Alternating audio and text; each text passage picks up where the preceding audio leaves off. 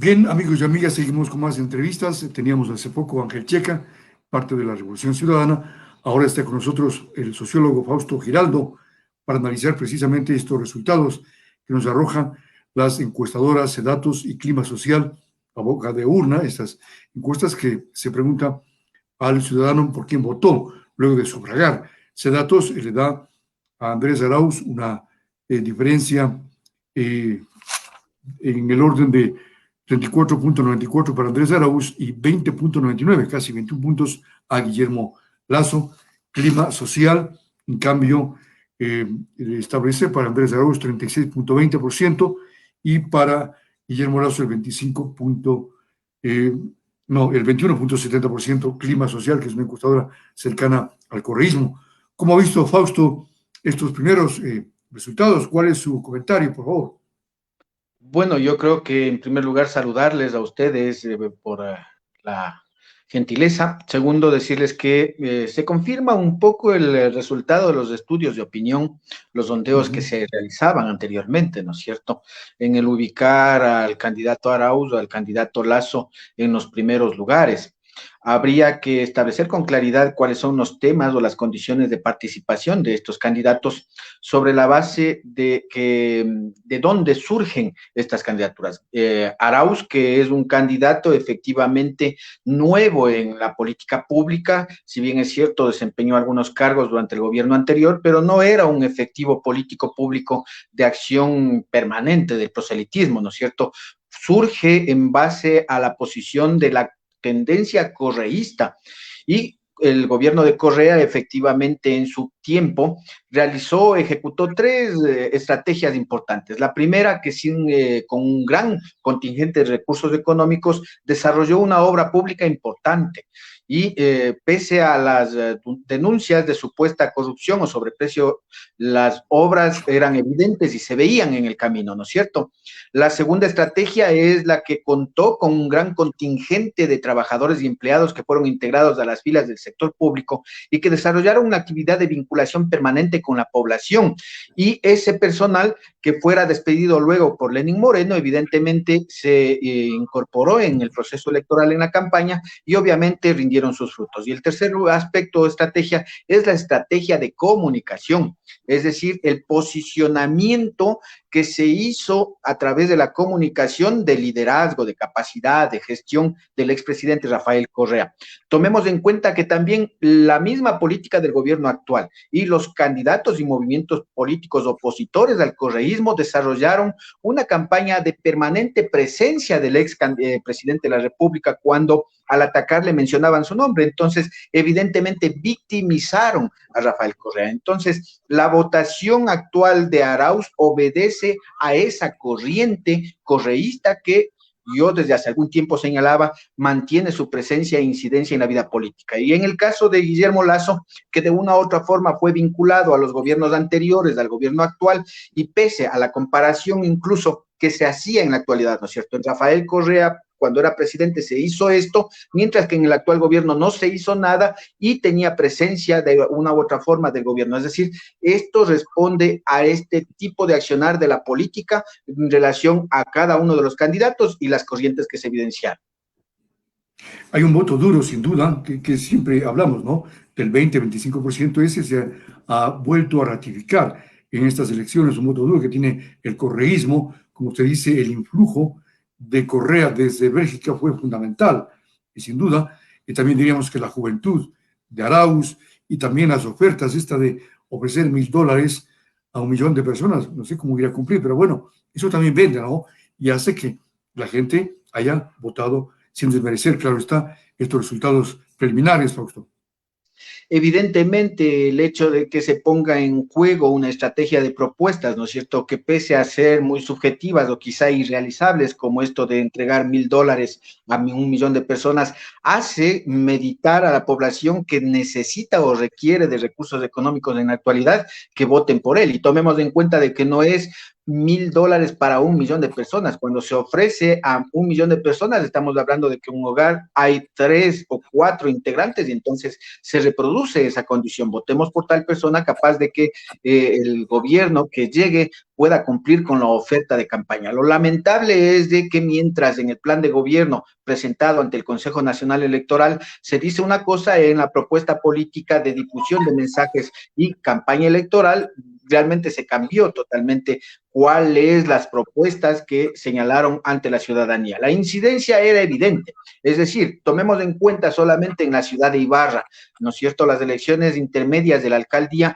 cuando obtuvieron un escaño en la concejalía, reflejaba entonces que tenía una presencia aún significativa e importante el hecho de haber alcanzado una concejalía. Alcanzaron la prefectura de Pichincha, recordemos que estuvo en disputa la alcaldía de Quito, de la provincia, una de las provincias más importantes y mayor pobladas del Ecuador, ¿sí?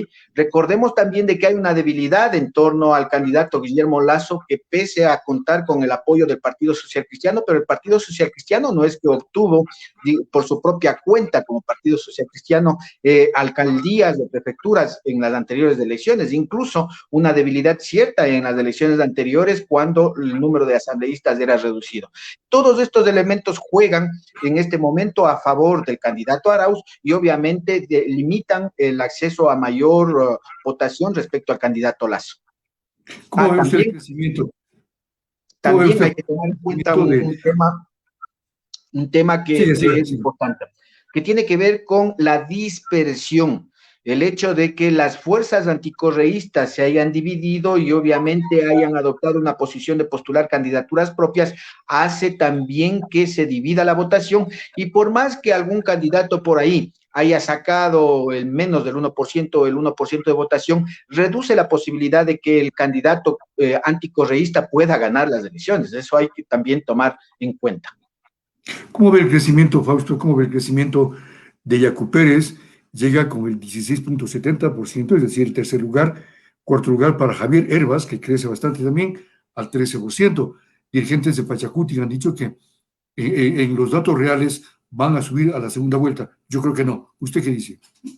Bueno, habría que ver ya los resultados oficiales que se emitan más adelante por el Consejo Nacional Electoral, si va a haber una variante en puntos respecto a las candidaturas de Arauz, que podrá aumentar, la candidatura de Guillermo Lasso, que podrá aumentar, y la propia candidatura de Yacu Pérez podrá aumentar. Tomemos en cuenta de que estas encuestas a boca de urna, como se señalaba en algún momento, tienen que ver con la votación que se realiza en el campo urbano, pero aún no está establecido el tema del campo rural. Habría que ver cuál es la incidencia. Sin embargo, aquí hay que tomar en cuenta de que la presencia del candidato Arauz, del candidato Yacu, perdón, es una candidatura que reunió al sector o al campo popular, ¿no es cierto? La ubicación es importante, con seguridad van a tener una representación dentro de la Asamblea Legislativa y la novedad es lo de Herbaz, ¿no es cierto? Una candidatura que salió a destiempo, que generó una estrategia de comunicación orientada hacia la juventud a través de las redes sociales principalmente y que logró remontar a otros candidatos que venían aparentemente teniendo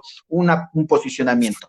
El tema es de que si Herbaz quedando como reserva política electoral, no desarrolla una actividad permanente estos 4 años o este periodo que pueda continuar más adelante, precisamente puede perder ese acumulado que tiene el día de hoy. Y los demás candidatos, como señalaba yo, hay algunos que sin duda tendrán que ya abandonar el barco de la participación electoral, ¿no es cierto?, incluso en el ámbito local. Me refiero a Larrea, me refiero a Gutiérrez, me refiero a Carrasco, ¿no es cierto?, a Ponce, candidatos que ya han tenido algunas participaciones, no han tenido un triunfo electoral.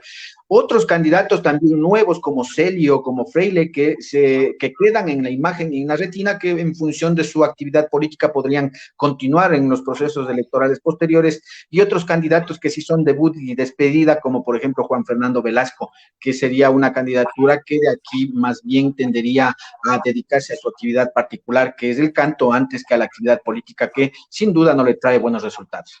Fausto, de acuerdo a estos datos que hemos conocido en las encuestas a boca de urna, los exit poll, ¿cree usted que haya una segunda vuelta o puede llegar a ganar en una sola vuelta el señor Andrés Arauz o habrá dos vueltas? tal cual como se vaya desarrollando los escrutinios, deberá tener el candidato Arauz más del 40% para estar ganar en la primera vuelta. Yo, en lo personal, creo que hay una segunda vuelta, ¿no es cierto? No veo la posibilidad porque el crecimiento en un solo punto implica miles de votos, ¿no es cierto? No es cuestión de decir un punto, 2 puntos, sino la representación que implica el 1% o un punto en el orden de la votación que pueda arrestar o obtener un candidato es realmente alto. Por ello es que digo, ya en el resultado oficial, tal cual como se vayan dando, van a ir creciendo los demás candidatos también, ¿no? Entonces, no implica de que porque está primero ya va a obtener el triunfo en la primera vuelta. En lo personal, creo, y analizándolo bien, va a haber una segunda vuelta. Ahí lo que debemos ver es de que las posiciones o la campaña electoral y la votación de segunda vuelta va a versar principalmente en corrientes, la corriente correísta y la corriente anticorreísta. Y entonces veremos cuál es la posición, aunque no endosable, del resto de candidatos, de que pueda decidir con sus movimientos a cuál candidato apoyar, si a Arauz o a Lasso. Recordemos que hay una experiencia en las elecciones anteriores. Ya Pachacuti decidió respaldar a Guillermo Lasso, entonces por coherencia supongo que continuarán en ese proceso porque también tienen, digamos, asperezas muy fuertes en torno al tema del correísmo, otras organizaciones políticas que también surgen producto de la confrontación con el correísmo, serán las encargadas de definir qué posición asumen. La propia izquierda democrática, quizá Javier Hervás sea nuevo en la política, pero como izquierda democrática, la elección anterior también asumió su decisión de respaldar a Guillermo Lasso frente al candidato del correísmo, que en ese entonces era Lenín Moreno. ¿Qué expectativas tiene usted en torno a los diputados o asambleístas provinciales? ¿Ingresarían dos por Centro Democrático, o uno de Creo y otro de Pachacuti? ¿Por ahí es la cosa, Fausto? Yo había señalado desde hace algún tiempo de que si nosotros hacemos un análisis histórico de resultados de asambleístas, siempre ha existido la tendencia del arrastre de asambleístas o diputados. Siempre ha sido el comportamiento o la conducta, ¿no es cierto? Porque la población de una u otra forma, como no tiene una cultura política de designación o elección, simplemente lo que hace es votar por su candidato presidencial y en función de ello el número siguiente para asambleístas es el mismo. Entonces, yo sí creo que la incidencia, en este caso, sobre la base del porcentaje, solo a boca de urna establecido por estas empresas encuestadoras, más adelante los resultados del CNE, con seguridad favorecerán a la posibilidad de que Imbabura por lo menos tenga el candidato Arauz dos asambleístas, creo yo, ¿no es cierto? El tercero sí, también es producto del histórico, el análisis histórico de resultados, de que el segundo lugar obtenido por el candidato presidencial arrastra a un tercer asambleísta.